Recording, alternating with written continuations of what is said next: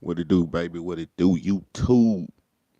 Let me make sure everything is up to par before I just start getting all into this shit. Make sure you can see me. I gotta make sure that y'all can hear me. All of that.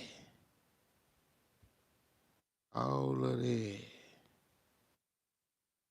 Yeah, baby.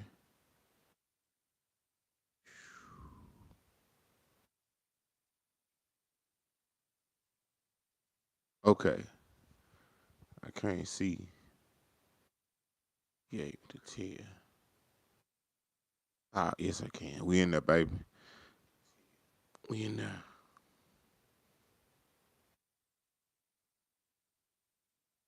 A bank robber was arrested 4 days before she would have been free forever, right? Man, they had a lady that robbed the bank when she was 21 years old. She was a history student. Imagine that, right? Life a motherfucker. I mean, and it was her and six other people, right? When they pulled out this bank heist years ago. The kicker to this story is it happened way in 1980. Everybody got caught. One person got killed. She was the only one to survive. 25 years after it happened in 20,000, well, basically, excuse me, 2006, the police grabbed her. When they grabbed her,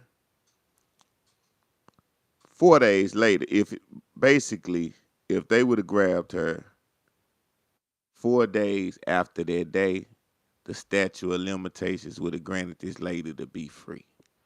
That's fucked up. To get away with committing a crime 25 motherfucking years. And if the police would have finally caught you just 4 more fucking days, you would have been free. Ain't that a bitch?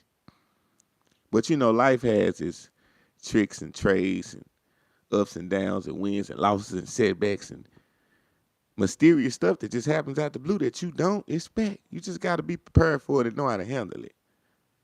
But you know what that lady said in all of this? Because this is what she did, right? She was very smart. She was 46 years old when they caught her, right? And she said that the only reason why she got away because the getaway car and the getaway driver knew that the police was gonna catch them. You know, they was following them, they was chasing them, and they told her to hop out when I spin this corner and make a run for it. And she hopped out and took off running, and that's how she was the only one that didn't get caught. Now, she established a completely new existence in Mexico. The lady went to Mexico. Smart as a motherfucker. Reinvented herself as a psychotherapist and said she was counting down the days until the law would declare her a free woman. Now, that is a professional criminal at its finest. When you going to commit the crime and you done thought out how you gonna get away with that motherfucker. See, black folks don't do that. Niggas just go commit crime with no thought at all. This lady perfectly thought it out. I almost got away with it. Unfortunately, 4 days before she was finna be a free woman, the police caught her. A fucking fluke, too. Okay, let's get down to the nitty gritty. Going on first dates, right, is something that you gotta take serious. Some people think that first dates are something that you can just be loose with. You can feel free. It ain't no pressure. You know how when you talk with your friends and shit, a lot of women say that. They be like, it ain't no pressure, girl. Just go out and have fun and enjoy yourself. Ah, ah, ah, ah, ah. You got to be aware of who you introducing yourself to. And the reason why I say that before I get to the story, they can be a drug addict. They could be an alcoholic. They could be a murderer, a rapist, a con artist, a thief. You don't know what they could be. So as you meeting and getting, what's up with you, Carrie? So as you're meeting and getting to know these new people that you going out on a date with. What's up, by lotter? Be careful. I'm not trying to go out and spend 8 hours with somebody and they can be plotting on me. Like for instance, with Cash Out. When you going on the first date with people, don't give them your phone. Yeah, it happened to me. You give somebody your phone on the first date. I'm just saying that's how the world is these days. I'm not saying that it's not great people. I'm just saying stuff to watch out for on the first date. That's all I'm talking about. Stuff like that. Because if somebody is up to something, they're gonna go in on you the first time they get with you. And then sometimes they'll play it slow. But let me get to the topic. They had a lady, a TikToker. She went on the first date. She said she didn't realize what she was exactly in for. She picked up the dude. Nah, the guy picked her up at her place at 7:30. They planned to get drinks at an upscale bar. When they arrived, she ordered a glass of wine. He ordered a shot. The same glass of wine she got. She said while the drinks were prepared, he went to the bathroom. She spotted one of her coworkers and then chatted with them briefly while, she was waiting on him to come back. She said when he came back, they started talking, everything, it seemed like normal. She said at one point they both needed to use the bathroom, so they walked over there together. She said something that he couldn't hear, so he grabbed the back of her neck and pulled her closer. She said she thought he was just drunk, it wasn't nothing because they was on their second rounds by then. She told him that she didn't feel comfortable with him driving her home in his current state. He reassured her that he would call a ride for her. Throughout the rest of the date, he kept trying to call his friends, ordered a third round of drinks, and she was constantly telling him, look, I'm getting drunk. I'm not feeling this.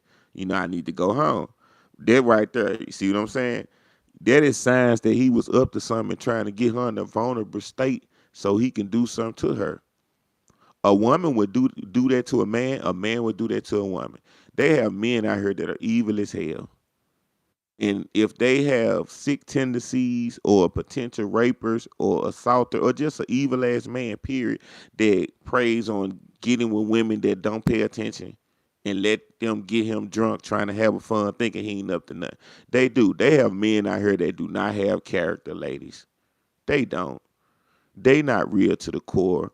And they way that they think that they can get to a woman and have sex with her is by getting her drunk, and you're basically raping her. You cannot get a woman drunk and have sex with her. She's not aware of what's going on.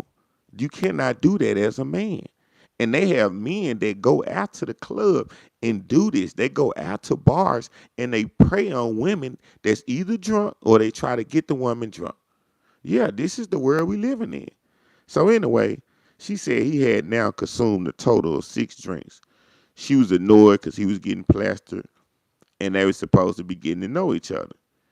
He then revealed to her in the middle of all this going on, she said he told her I spent $500 on drugs this week, but claimed I'm not a addict or nothing like that. But she said he kept going to the bathroom to do the drugs that he told her he spent the 500 on. Not only was he drinking an excessive amount of alcohol, but constantly getting high, she said. She said at that point, she didn't feel safe or respected. Now, come on. That's just like me being at the bar and I meet a pretty lady and we going on a date and she tells me, hey, I spent $500 on heroin this week. The minute she tell me she spent $500 on heroin this week, I know right now that she is nobody I can be with. I can't ride with her if she's driving, first of all. I'm not even going to have her in the car. The date is over. I'm not finna get pulled over with your heroin that you got on you when I get ready to take you home. Is you crazy? I don't want you. Ain't nothing I can do with a woman that's addicted to drugs. So this woman, you should have known, lady, when this man told you he spent $500 a week on cocaine and he's running to the bathroom consistently while y'all on the date, that he is not the man for you. What's up, Diego?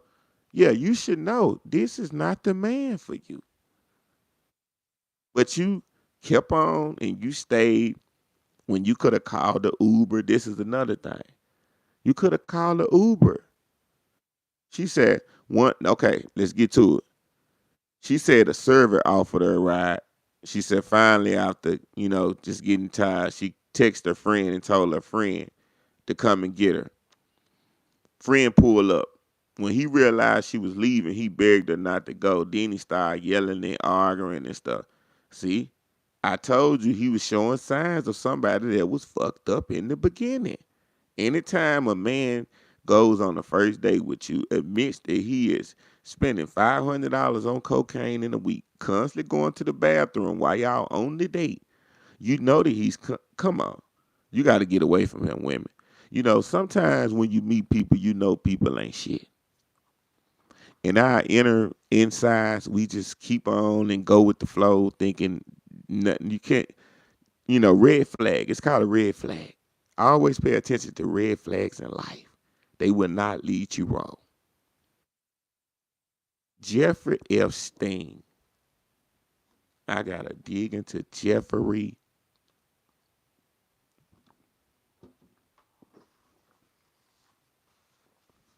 I done wasted water on my shirt.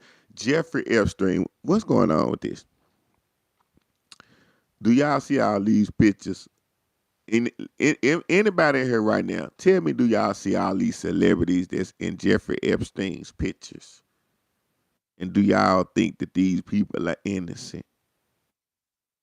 Do you think Bill Clinton is innocent? Do you think Michael Jackson was innocent? All these people are in Jeffrey Epstein's pictures. This is amazing. Then to top it off, y'all know that Donald Trump wife just released a documentary, right? And come to find out, the director of the documentary, he's in pictures with Jeffrey Epstein, spooned up, hugging women and shit. And come on, we not slow in life. When you see certain things, they make sense. All these powerful people, why are they cool with Jeffrey Epstein and have all these pictures? Why are they at these parties? Jay-Z, they got pictures of Jay-Z with Jeffrey Epstein. Come on, Jigga. Come on, Jigga, my nigga. I believe Jay-Z was on the same shit that P. Diddy was on. I really do. I ain't gonna hold back what the fuck I want to say. I believe Jay-Z was doing sick shit at them Jeffrey Epstein parties. Everybody that went to Jeffrey Epstein parties was doing sick shit. Yes. Come on, why all these powerful people at these parties? What's the reason? A lot of people gonna say, oh, they probably was at these parties because they was trying to do business ventures. Powerful people stick together. No, I'm not buying it. I'm not buying it. All these motherfuckers that's coming out in these pictures, and they even got Elon Musk. Elon Musk talking about, oh, it wasn't that. You got emails with Elon Musk to Trump.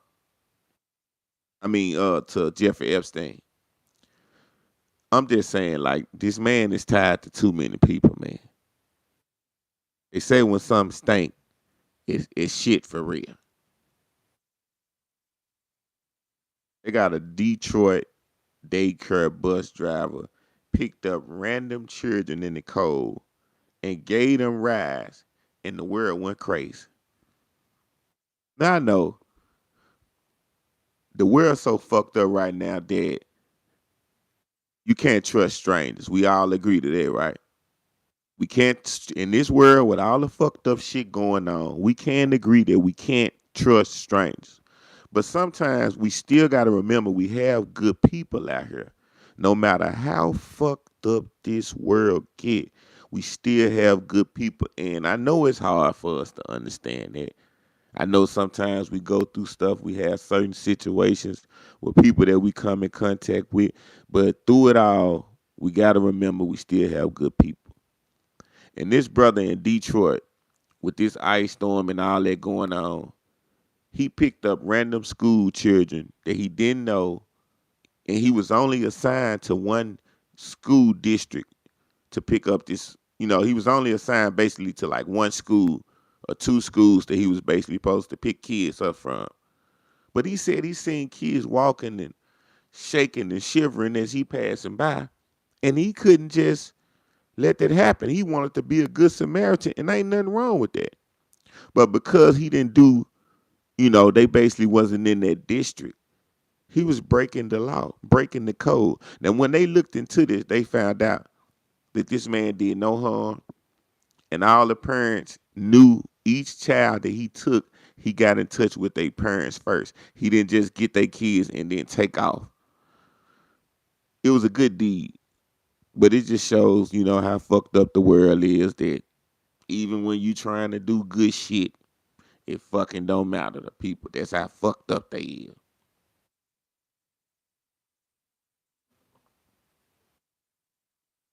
It's crazy. Like, when you help people,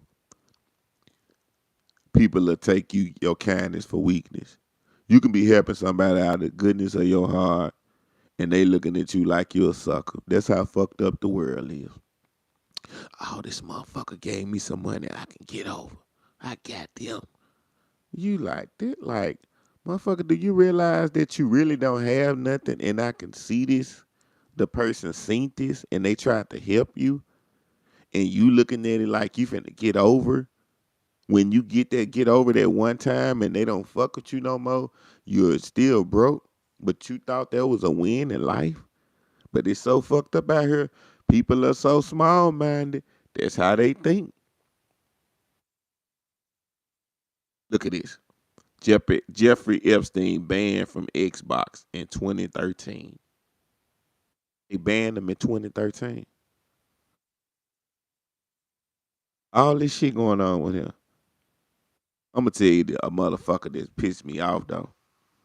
I don't even know you, but comedian Ben Bankers, whoever you are, that was supposed to perform at these Minnesota shows, and they cancel your fucking shows. You are a very low character person. You're a milk dud. You're a fucking Frito Lay corn chip. You're a fucking sour cream and onion dip motherfucker with no spice. Like, this man said something about the lady that got gunned down in Minnesota by ICE. He made a real joke about this lady losing her life because she was standing up for freedom in this country that we all deserve. How can you make a joke about somebody that was standing up for people's rights? Because everybody that come into this country illegally are not breaking laws. So for the people that want to run and hoop and holler and say, if you in this country without paperwork, you're wrong and you should be sent back, I don't agree. I only agree if a person is in this country without paperwork and they're committing crimes. That's the only time I agree they should be sent back. If you're a law-abiding citizen that didn't get your paperwork, but you came to this country and made a life and made a new beginning, and you're winning and you have a family and you're raising them and you're productive and you don't commit no crimes, you should not be sent back because of a fucking piece of paper. I'm not agreeing with that. I'm not going with that. And that's just what it is. And I'm standing on it. I do not believe in that sending people back to their country just because they don't have no motherfucking paperwork. If we supposed to be human, right? And people want to say this. You say you believe in God and you're a human. Answer this one question. Don't twist it. Don't try to turn it into something else. Because that's what people do when I say this. If a person has came to the United States of America, from wherever they came from, and they have kids, raise a family, work every day, don't commit no laws, why should they have to go back to where they came from? If you believe in God and you say you're human and you still say that a person that has came to the United States of America, didn't break no law, successful, work every day, still should go back, you a piece of shit. And it ain't nothing you can say to defend it. Nothing.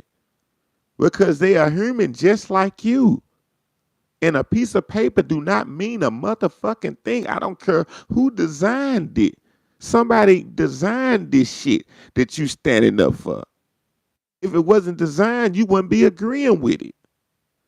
Just tune into another one, like the other one. Legend of Comic Show dropping Legend of Comic news, man.